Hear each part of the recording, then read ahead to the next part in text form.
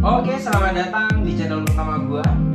Kali ini kita akan coba sama-sama membahas mengenai isu kesehatan.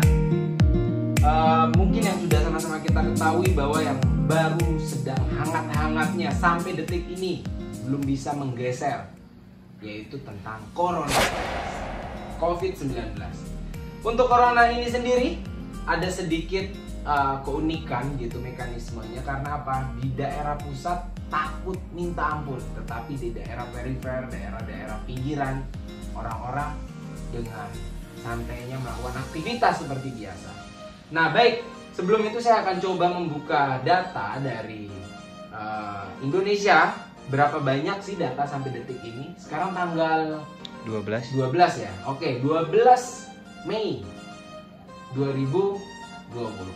Ini adalah hari yang istimewa, terutama untuk pelopor kesehatan, pelopor pergerakan dari kampus reformasi, yaitu dari kampus Trisakti. Di sini kita akan coba buka data dari Indonesia. Orang yang terkonfirmasi terkena virus corona sebanyak 14.265. Sementara yang sembuh dan dapat ditangani sebanyak 2.881 pasien. Sementara yang meninggal sebanyak 991.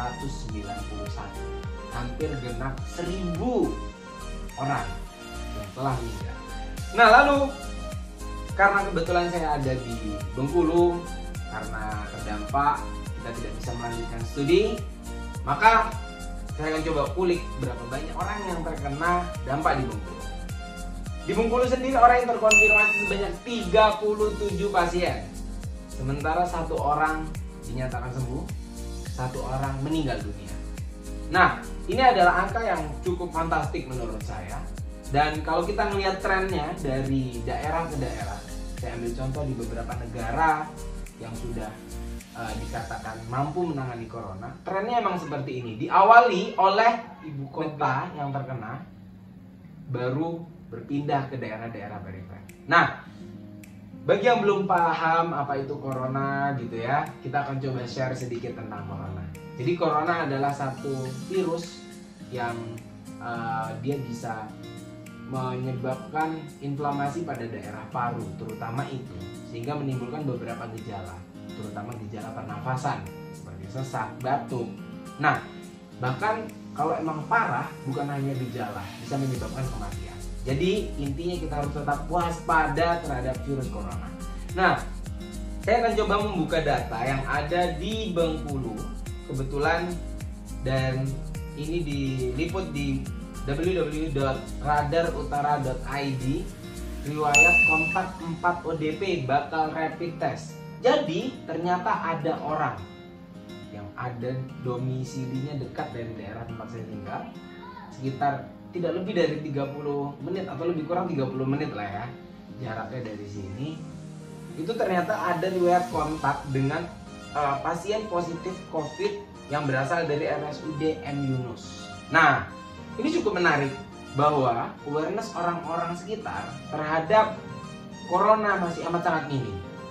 Mereka masih hiruk-pikuk melakukan berbagai aktivitas tanpa menggunakan alat pelindung diri. Nah, di sini saya bertujuan untuk memberikan sedikit edukasi, sedikit pencerahan bahwa virus ini adalah virus yang cukup mematikan dan korban sudah cukup banyak. Dan Putri Hijau terutama, ini bukan daerah yang aman saat ini. Karena apa? Sistem keamanan daerah masih kurang. Mohon maaf, kita agak sedikit mengatakan pemerintah kurang tepat dalam mengambil suatu kebijakan. Seperti hal contoh, meletakkan tempat untuk screening itu ada di depan kantor kecamatan, yang seharusnya ideal menurut saya diletakkan satu di ujung tempat port di entry, satu lagi juga sama, sehingga orang yang ingin masuk keluar masuk dari daerah aksesnya itu bisa terpantau siapa saja, berapa suhunya, kita bisa screening. Sementara sekarang orang lalu lalang bebas. Sementara ini sudah terjadi cukup lama. Nah, makin lama makin mendekat daerah-daerah yang sudah berubah menjadi zona merah. Nah, ini tinggal hitung hari, tinggal hitung waktu. Alhamdulillah, jangan sampai, semoga ini bisa masuk ke daerah kita. Nah, terutama kita harus meningkatkan awareness dan cara bagaimana kita bisa beradaptasi dan bisa menyelesaikan masalah ini. Nah, terutama mencegah kita bisa stay at home. Selain itu, ada satu video yang setelah ini akan saya tampilkan, bagaimana tata cara mencuci tangan yang baik dan benar. Oke, silahkan selamat menyaksikan. Tahu nggak sih, jutaan kuman yang menempel di tangan kamu bisa menyebabkan berbagai macam penyakit. Biasakan mencuci tangan dengan air mengalir dan juga sabun. Langkah-langkahnya yang pertama, telapak tangan, gosok kedua telapak tangan. Yang kedua, gosok punggung dan sela-sela jari sisi luar tangan kiri dan juga sebaliknya. Ketiga, gosok sela-sela jari bagian dalam.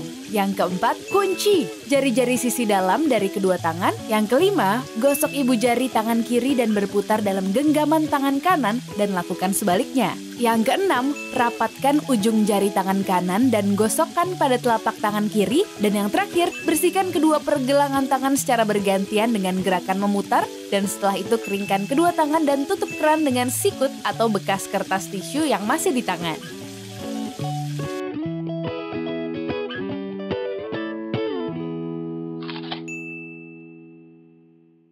Oke, itu dia tadi video tentang cara cuci tangan yang baik dan benar.